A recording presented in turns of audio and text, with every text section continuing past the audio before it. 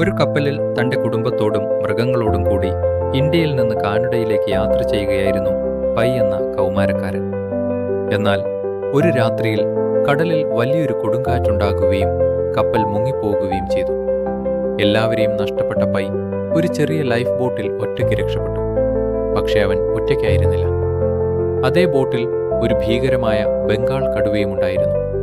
അതിന്റെ പേര് Richard Parker. ആദ്യ ദിവസങ്ങളിൽ പൈയ്ക്ക് കടുവയെ ഭയമായിരുന്നു.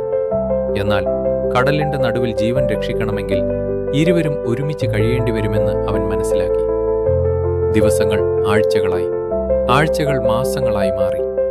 വിശപ്പും ദാഹവും കൊടുങ്കാറ്റുകളും അവരെ പരീക്ഷിച്ചു. എന്നിട്ടും പൈ പ്രതീക്ഷ കൈവിട്ടില്ല. അവൻ മീൻ പിടിച്ചു, മഴവെള്ളം ശേഖരിച്ചു, കടുവയുമായി ഒരു സൗഹൃദം അവനുണ്ടാക്കി. ഒടുവിൽ ബോട്ട് കരയിലെത്തി.